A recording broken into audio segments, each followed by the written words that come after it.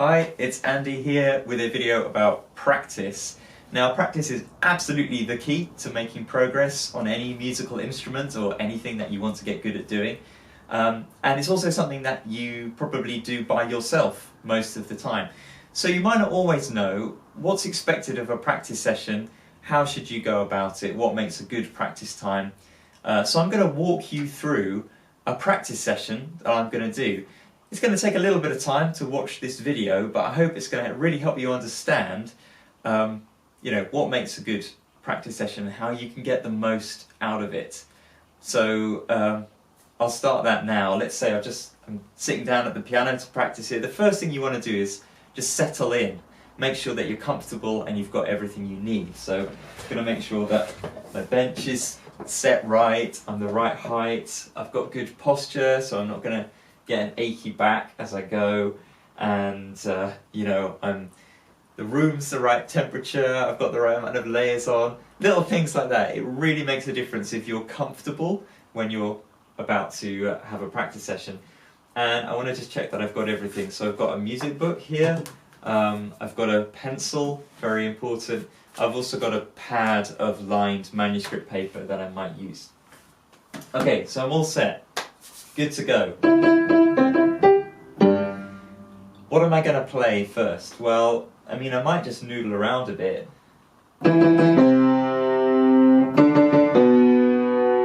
Next up, I'm going to play a piece. I've chosen a piece that I already know, I've practiced it a lot, so I should just be able to run it through, and it's a piece I like. So, here goes.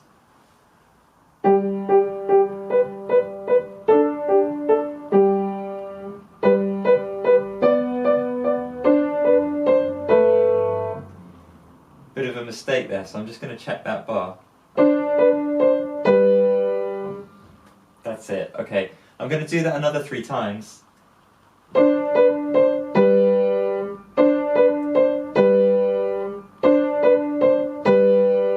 I think I've got that now. I'm going to try running it through again.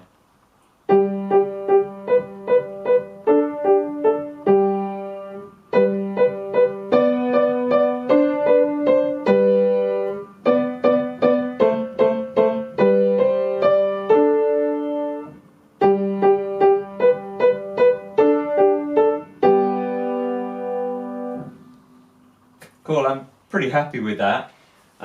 I like this, but I'm going to try experimenting with this to see if I can do something different with it. I'm going to try playing this tune at a lower octave, and I'm going to change the rhythm just for fun to see what happens.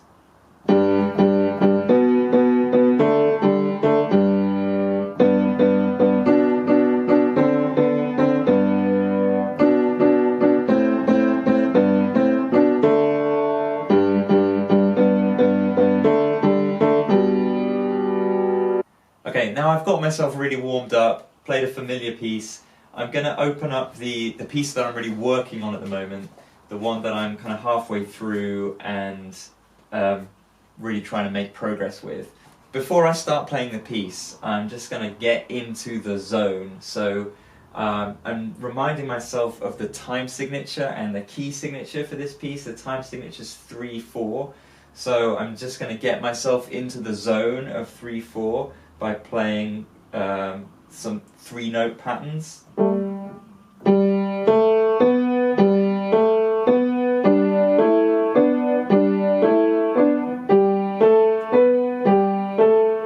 Okay, I think I've got 3/4 in my head now. I'm looking at the key signature. There's a sharp in this piece, just one sharp. That means that we're in the key of G major, and I'm going to start by actually playing a G major scale to remind myself of the notes that I'll be working with.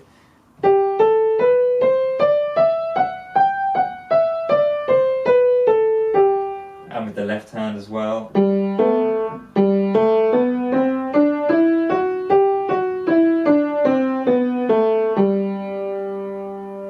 And I'm going to do a bit of noodling, playing with the notes in that scale.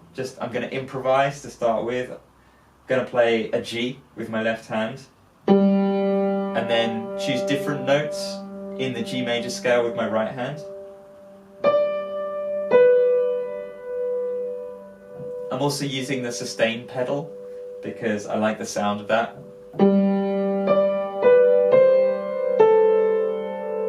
Ooh. I like that.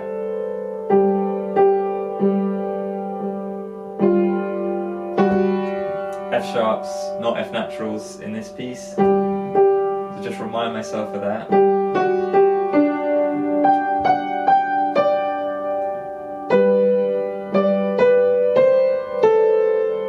I really like that little tune that I just came up with by accident.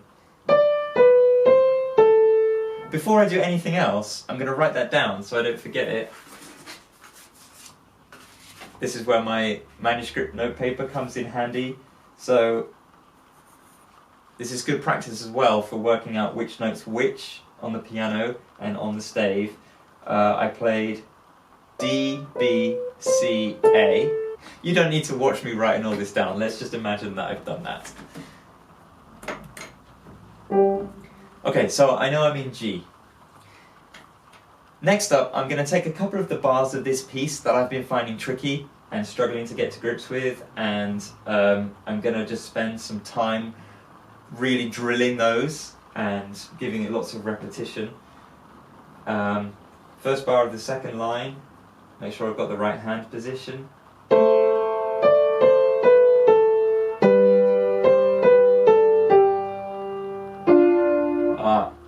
It's that F sharp thing again. I need to remember that there are F sharps, not F naturals in this piece. So I'm going to do that again, and I'm just going to think about that particular thing.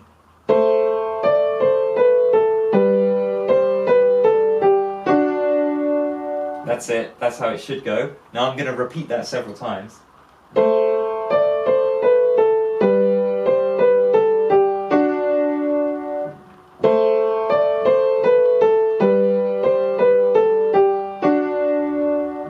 I think I've got that bit now. The next two bars are even trickier, so I'm going to play from the same point and keep going and see if I can do it, but I'm just going to play it really slow.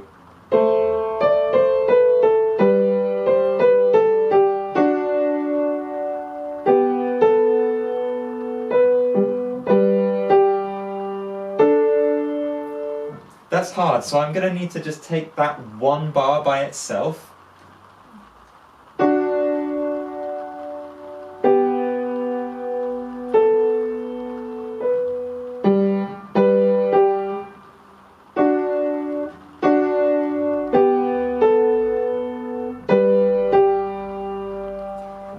I'm thinking about what is it about this that I find really hard.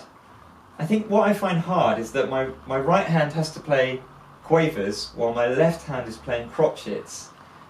So to help with that, I'm going to look at which notes actually come together, which are the notes that right hand and left hand play at the same time, and I'm going to use that to help me time the rest by keeping it all really slow.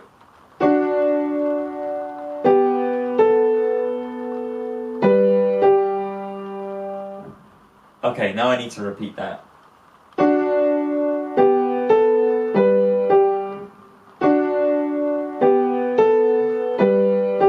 I think I've got it. I think I've got this.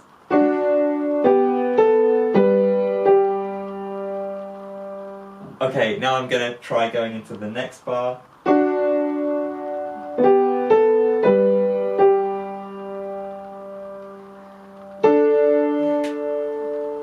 Made it. Now that's a good point to finish. It's the end of a phrase.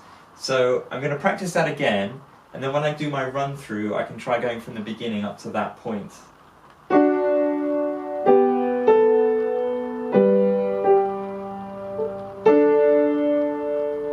A few more times.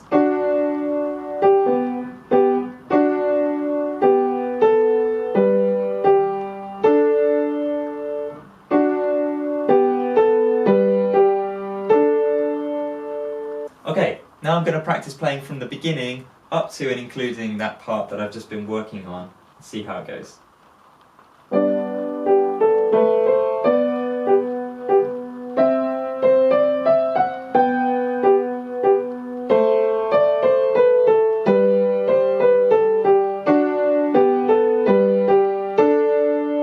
Now that I've got those 8 bars flowing quite nicely, I'm going to just think about the expression a little bit. How should it sound? Because the tune, it's not just about playing the right notes, it's about playing with feeling and giving the piece some character, a kind of energy. And I've got a dynamic marking to look at. I should be playing it soft. I've got some staccato notes, so I'm going to play it again and just pick those two things to focus on this time.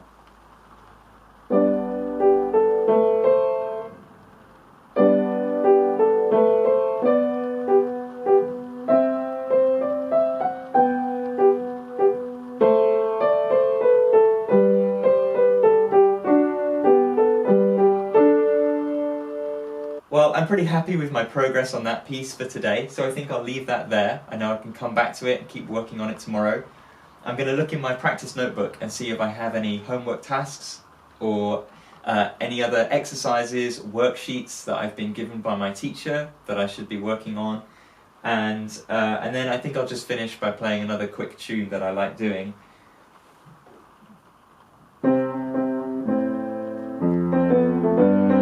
There are so many other things that you can do alongside your practice to help explore, play around with music at home.